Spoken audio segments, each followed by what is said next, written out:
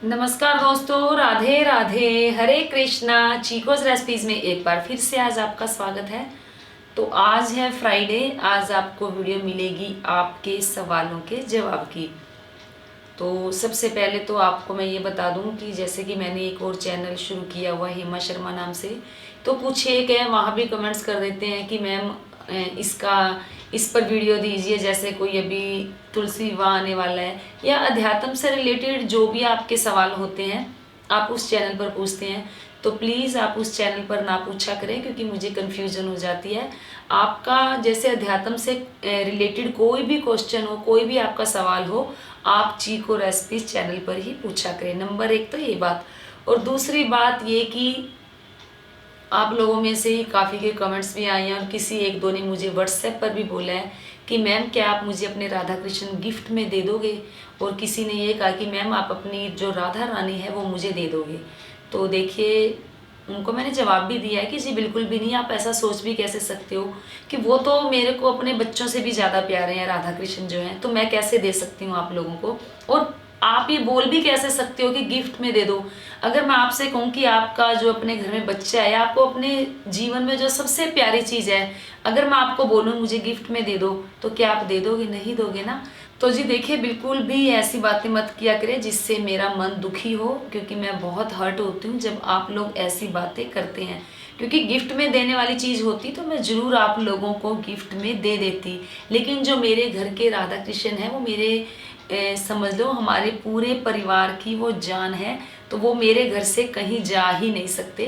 तो आगे से जो भी आप बोले तो प्लीज़ थोड़ा सोच समझ कर बोला करें। तो बस यही कहना चाहूँगी कि इस बारे में आप ये बार बार ना बोलने कि मुझे गिफ्ट में दे दे, क्योंकि इन दिनों में काफ़ी लोगों ने मुझे बोला है, तो मुझे ये सब अच्छा नहीं लगता। तो आगे से आप सब लोग थोड़ा सा इस चीज़ के लिए ध्यान रखें। तो चलिए पहला सवाल ले लेती हूँ।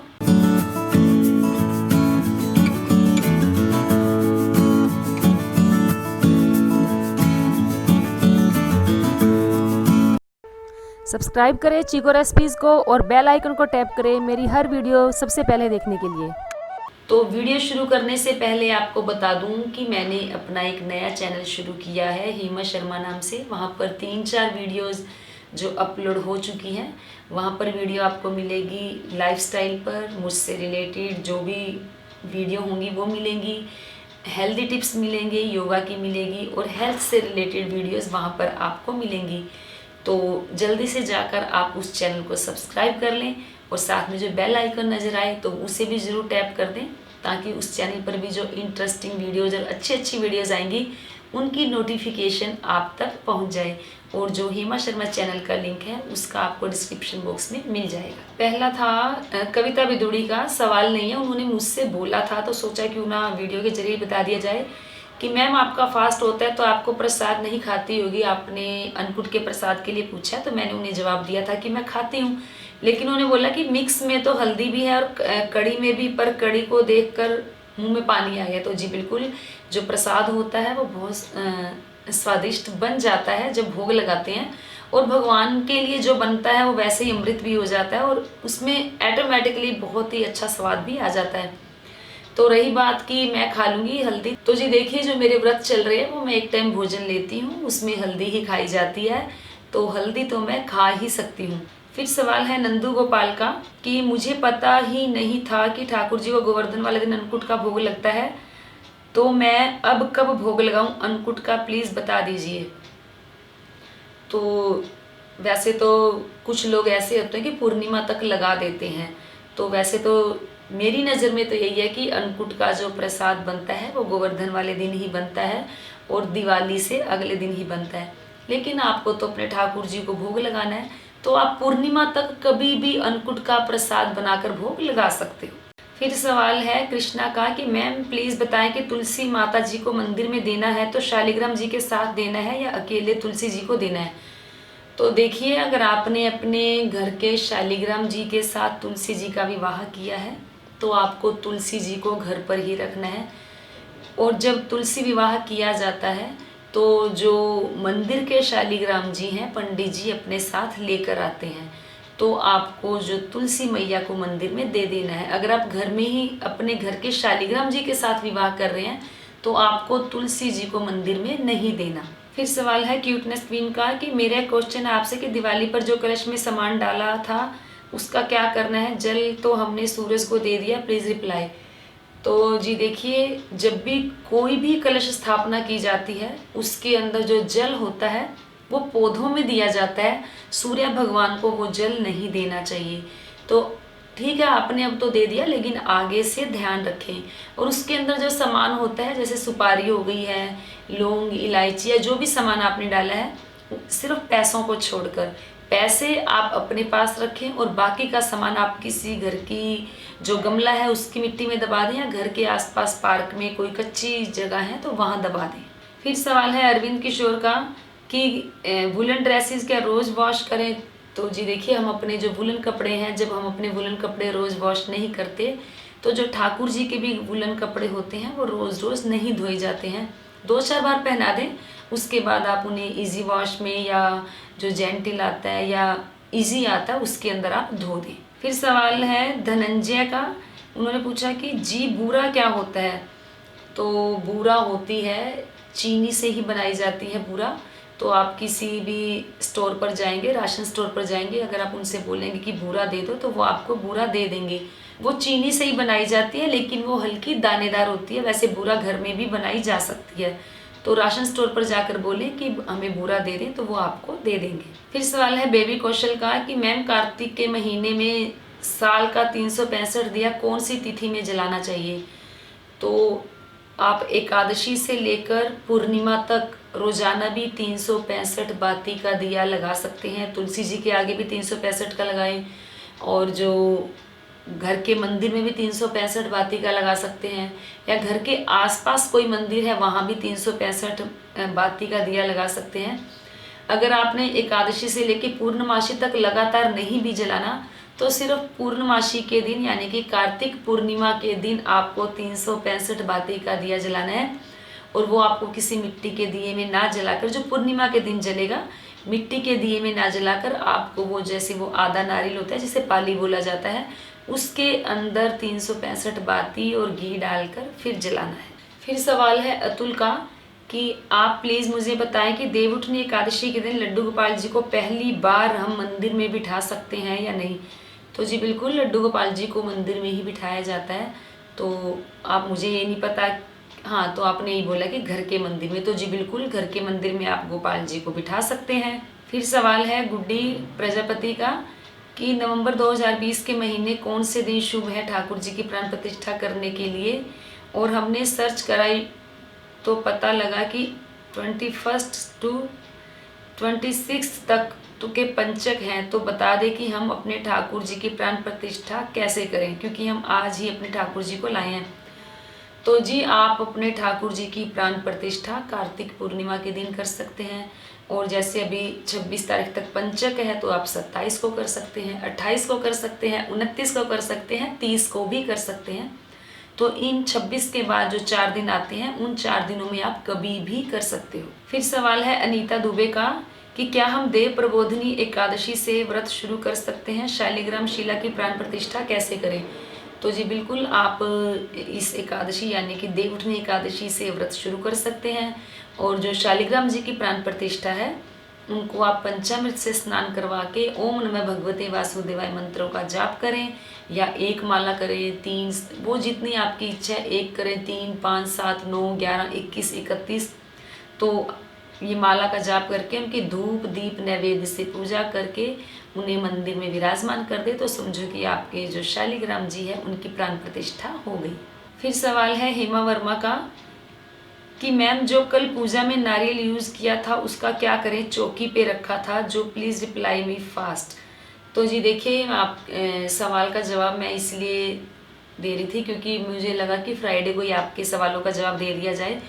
तो जी जो भी नारियल पूजा में रखा जाता है, यानी कि एक तो नवरात्रों में रखा जाता है, तो हमारे घर की परंपरा यही है कि जो नवरात्रि में रखा जाता है उसे तो प्रसाद के रूप में हम लोग घर में बांट देते हैं, और बाकी के दिनों में जो नारियल रखते हैं उसे आप किसी भी पास के मंदिर में जाकर दे आएं। फिर सवाल है अर्चना का कि शंख में चावल भरने के बाद उसको कब चेंज करें, उस चावल का क्या करें, रिप्लाई करें। वाइट भरे के हल्दी वाले।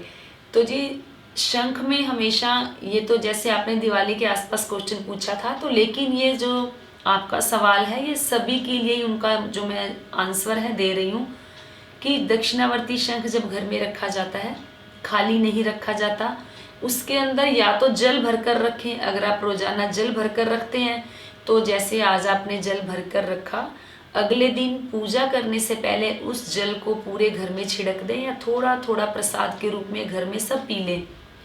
अगर आप चावल भरकर उसके अंदर रखते हैं तो जैसे आपने आज एकादशी के दिन, तो जैसे कि आपने उस दिवाली के दिन उसके अंदर चावल भर के रखे हैं, तो उसके अंदर चावल भरे रहने दें, पूरे साल भरा रहने दें। या जब भी आपकी इच्छा हो, जैसे कभी मन करता है कि इन चावलों को चेंज करना है, तो इन चावलों को निकाल कर आप अपने घर में किसी अलग बर्तन में रख दें और अलग से चावल निकालें और इसके अंदर भर के फिर से रख दें। और जो पहले वाले चावल होंगे उन्हें आप यूज़ कर सकते हैं। फिर सवाल है अभ्युदय तिवारी का कि एक प्रश्न की बहुत दिनों से पूछने की इच्छा थी कि विंटर में कान्हा जी को पंचद्रव्य स्नान करा सकते हैं क्या?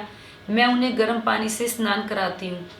तो जी कोई बात नहीं, गर्म पानी से स्नान करवाते हो तो जैसे कि आपने उनको पंचद्रव्य से स्नान करवाना है, तो जो आपने जैसे वही पंचामृत से स्नान करवाना है तो आप करवा सकते हैं। पहले ये करें कि जो दूध या दही जो भी होंगी उन्हें आप हल्का सा आँच के आसपास रख लें ताकि जो उसकी जो ठंडक है वो निकल जाए, फिर उसके बाद आप उन्हें स्नान करवा दें।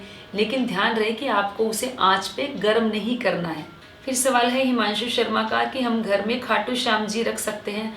तो जी बिल्कुल, घर में खाटू श्याम जी की मूर्ति छोटी सी रख सकते हैं, उनकी फ़ोटो रख सकते हैं, क्योंकि मेरे मायके में भी खाटू श्याम जी की ही पूजा होती है। तो मेरे मायके में भी खाटू श्याम जी का छोटा सा विग्रह घर पर रखा हुआ है। फिर सवाल है जंगरा साहिल का कि आँख पे पट्टी क्यों बांधी जाती है? तो आपने ये पूछा है जब मैंने नवरात्रि पर माँ दुर्गा की स्थापना की थी, उस वीडियो में आपने पूछा हुआ है। तो देखिए, जब भी किसी भी देवी देवता की प्राण प्रतिष्ठा की जाती है तो उनकी आँखों पर पट्टी बांधी जाती है, क्योंकि हम अपने भावों के जरिए उनके अंदर प्राण स्थापित करते हैं, तो उनके अंदर एक ऊर्जा आती है। तो आँखों पे पट्टी इसीलिए बांधी जाती है और फिर बाद में शीशे के सामने ही वो पट्टी खोली जाती है। वो इसलिए क्योंकि जो हमने अपने भावों के जरिए उनके अंदर एक एनर्जी इकट्ठी की होती है, और जब हम उन्हें शीशा दिखाएंगे तो पट्टी खोलकर शीशा दिखाएंगे तो जो उनकी एनर्जी है वो उन्हीं के अंदर ही रहे। तो पट्टी इसीलिए बांधी जाती है क्योंकि घर में काफ़ी लोग आते जाते हैं और हम अपने भावों के जरिए उनके अंदर एक एनर्जी डालते हैं, उनके प्राण डालते हैं, तो जो उनकी एनर्जी है आँखों के जरिए बाहर ना निकल जाए। फिर सवाल है अंजलि यादव का। सवाल तो नहीं है, इन्होंने मुझे एक सुजेशन दी है कि व्लॉग तो अच्छा है बट आपने मंदिर जल्दी से रेनोवेट करा दें क्योंकि आपके मंदिर की फ़ोटोज़ नहीं दिख रही हैं। तो जी बिल्कुल, आपने सही कहा कि मंदिर की फ़ोटोज़ नहीं दिख रही हैं। और कुछ एक ने ये भी बोला है कि मैम आप अपने घर में जो मूर्ति विग्रह है मंदिर में वो कम करें क्योंकि बहुत सारी हो गई है, पूजा ढंग से नहीं हो पा रही, दिख नहीं रहे हैं, भीड़ सी लग गई है। तो मुझे भी ऐसे लगता है। तो चलिए पहले तो ये बता दूं कि रेनोवेट के लिए तो देखिए, रेनोवेट मेरी मर्जी से नहीं होगा, ना मेरी इच्छा से होगा।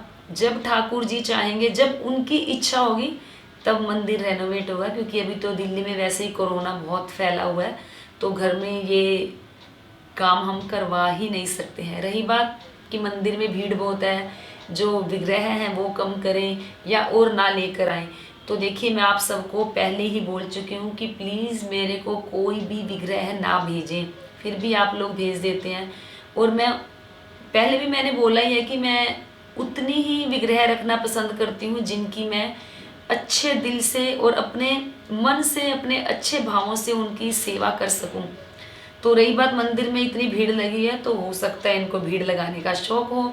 जो जो विग्रह मेरे मंदिर में रखे हैं तो ये तो उनकी इच्छा है, उन्होंने मुझसे पूजा करवानी है तो वो मेरे घर आ गई। लेकिन फिर भी आगे से आप लोगों को भी यही बोलती हूँ कि मेरे घर में कोई भी विग्रह प्लीज़ ना भेजें। फिर सवाल है रोहन रजवार का। ये भी सवाल नहीं है, उन्होंने बोला है कि माँ भगवती को सबसे ऊंचे स्थान पर रखा जाता है। तो जी ऐसा नहीं है कि सबसे, मेरे लिए तो सभी भगवान सबसे ऊंचे हैं।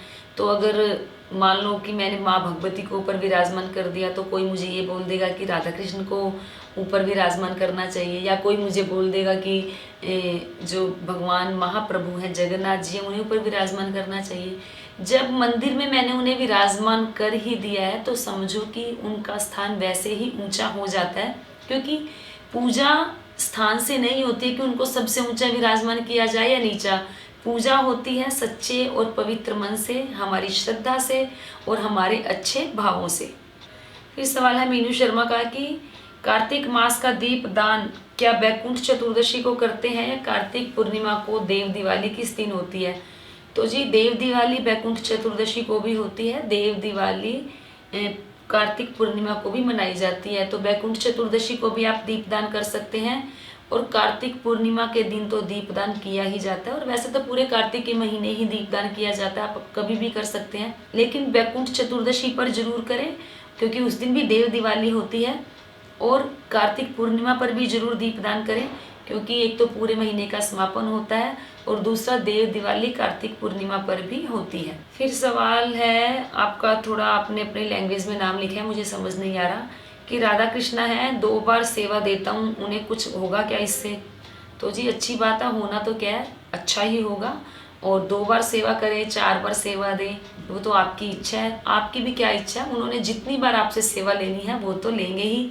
और सेवा करना तो एक अच्छी बात ही है, इसमें तो कोई गलत हो ही नहीं सकता। फिर सवाल है गुड्डी प्रजापति का कि हम ठाकुर जी की सेवा करना चाहते हैं, कोई हमें उनको खरीद कर दे तो हम उनकी सेवा और प्राण प्रतिष्ठा कैसे करें? तो जी प्राण प्रतिष्ठा पर मैं वीडियोस चैनल पर अपलोड कर चुकी हूँ, आप जाकर देख सकते हैं, या आपको लिंक जो है डिस्क्रिप्शन बॉक्स में मिल जाएगा। और दूसरा, आप उनकी सेवा कैसे करेंगे, तो मेरे चैनल पर भी काफ़ी वीडियोस हैं कि उनकी सेवा कैसे की जाती है, या ठाकुर जी के साथ मेरी दिनचर्या, इस टाइप की जो वीडियोस हैं मेरे चैनल पर है, वहाँ पर आप जाकर देख लें। तो ये थे आप सभी के सवालों के जवाब, सभी के तो नहीं हैं, अभी भी आप लोगों के काफ़ी सवाल हैं, तो पार्ट 2 तो आपको मिलेगा ही मिलेगा। तो उम्मीद करती हूँ जितनों के मैंने सवालों के जवाब दिए वो तो खुश हुए होंगे। तो लाइक करें, शेयर करें, चैनल को सब्सक्राइब करना बिल्कुल ना भूलें और हमेशा की तरह अपने सुझाव देते रहें। आज के लिए इतना ही, फिर मिलते हैं, धन्यवाद। हरे कृष्ण।